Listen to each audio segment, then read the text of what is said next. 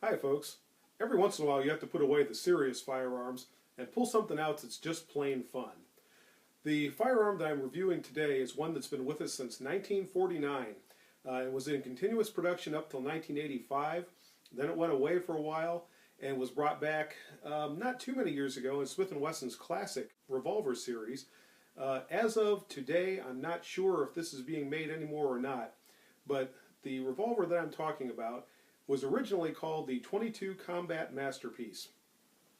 In 1957, it became known as the Model 18. Now, some of you may be wondering why anyone would call any firearm chambered for the .22 rimfire a combat masterpiece. Well, I'm here to help you out. The reason that it was called the Combat Masterpiece is because this revolver was designed and originally marketed back in the day when most law enforcement officers carried a revolver. In those days, in the Smith&Wesson line, the Model 15 was essentially the flagship .38 Special revolver. It had an adjustable sight.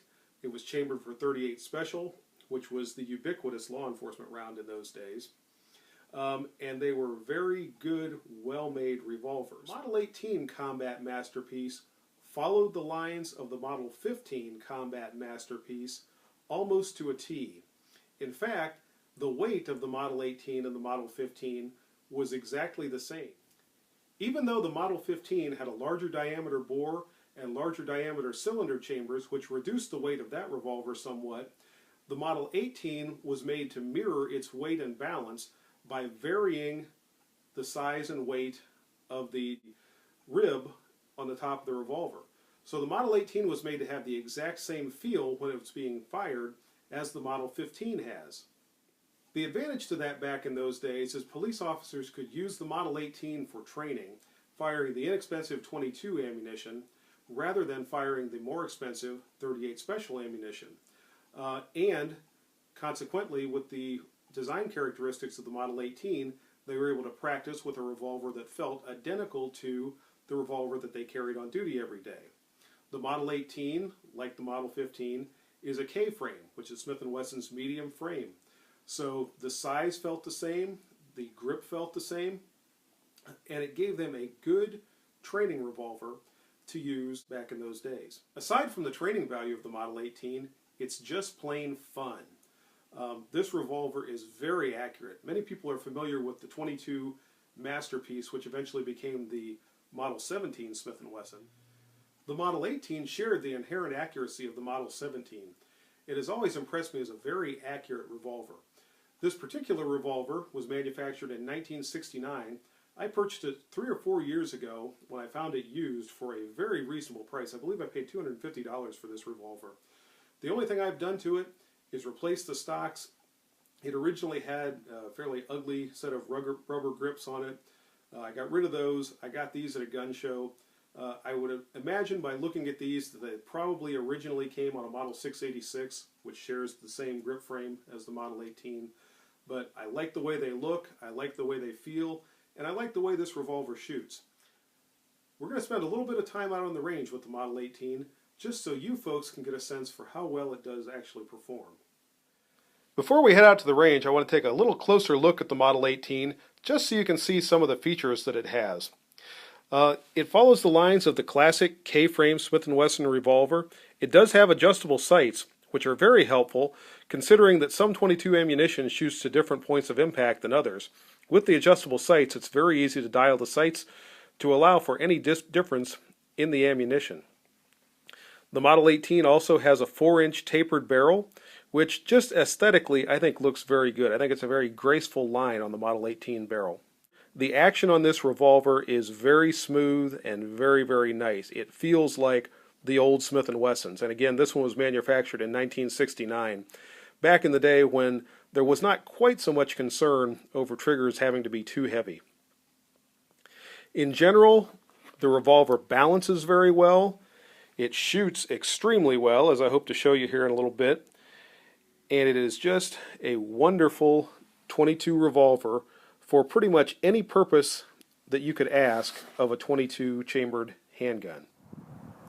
As I mentioned in the tabletop review of the Model 18, it is a very accurate revolver, and it is a very good revolver for those folks who still carry larger revolvers to use this for training, because it's less expensive for the ammunition, and you get everything when you train with marksmanship with the Model 18 that you would get with anything bigger, 38 Special, 357 Magnum, 44 Magnum, except for the recoil. Otherwise, everything's the same.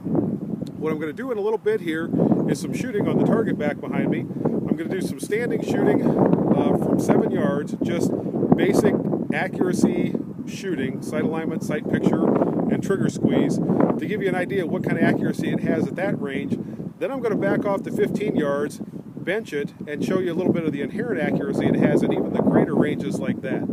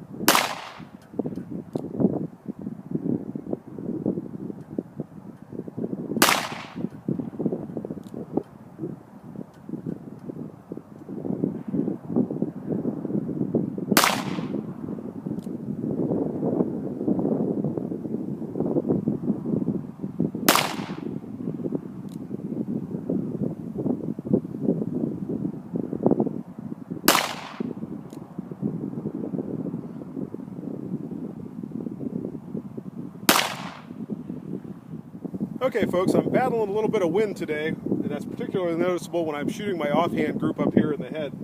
My first 6 shots were slightly off to the left. The group was a little bit bigger than an inch. So I made a sight adjustment back to the right with my rear sight. 4 out of my next 6 shots are right here on this 1-inch spotter. We can come down here to the 15-yard target, or the 15-yard circle aiming point that I was using. And on that one you can see all 12 of those shots are on that 3-inch aiming target right there. And 1, 2, 3, 4, 5, 6, 7 of the 12 are inside that about 1.5 inch circle there in the middle. The other thing about the Model 18 is it's just plain fun. So if you want to feel like Jerry Miculek, you can do something like this.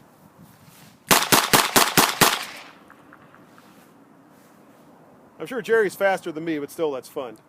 I hope you enjoyed this review of the Smith&Wesson Model 18. If so, give me a thumbs up. That helps me know what you folks like and what to concentrate on in the future. Also, if you have any questions or comments, I'd love to hear from you in the comments section.